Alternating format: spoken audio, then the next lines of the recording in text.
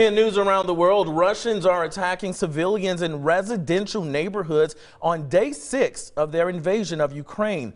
Large explosions, as you can see, rocking the second largest city in that country. Ukraine's emergency services say at least 9 people were killed in this latest attack. In addition to this, there is a 40-mile-long convoy of Russian tanks and equipment that remains about 20 miles outside the capital of Kyiv. Ukrainian president is now calling the attack a war crime. And that invasion of Ukraine is expected to come up in tonight's State of the Union address. Dr. Karen Holt from Virginia Tech joins us now to take a deeper dive into what we can expect from President Joe Biden. Good afternoon, Dr. Holt. Hello. So President Joe Biden, he's juggling multiple crises right now. This includes a war, the pandemic, and the highest rate of inflation in decades. But what do you believe is his top priority? Well, for tonight in the speech, I think clearly one of the things he's going to have to do is address the other issues, certainly in terms of inflation and the pandemic. But he also needs to, at the outset, I think, assure the country that the United States is very concerned about and focusing a lot of attention on what's going on in Russia and the attacks on Ukraine. I think that's central in many people's views. It's also, of course, linked to the inflation that we're facing now and may face more of going forward. Certainly those are the top issues for him. And Dr. Holt, with Americans extremely polarized over nearly every issue, is there anything the president can do to strike a chord of unity? That will be very difficult, but I think among the things he will do is pick up on this issue of the Russian invasion of Ukraine.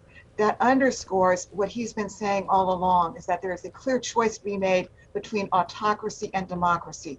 And what the United States is trying to do with allies, not only in Europe but around the world, is to step out front and say, we're supporters of democracy and we're going to continue moving forward doing that. That also may give him a way to link back to what he's trying to accomplish at home, to include more people in the economy, in government, and in addressing the pandemic. Very difficult issue. We are very polarized, but I do think there's an opportunity here for him really to underscore what the United States needs to do and has been doing moving forward internationally, but also at home.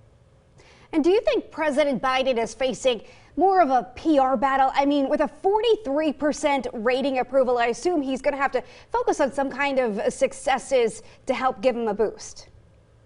Absolutely. And I think that's part of what he had wanted the speech to do all along, and probably more so before Ukraine was invaded. But certainly he's going to focus on, for example, the pandemic is easing in many parts of the country. He's going to be giving the address reportedly without a mask on. That's a clear difference from how he's addressed the public in the past.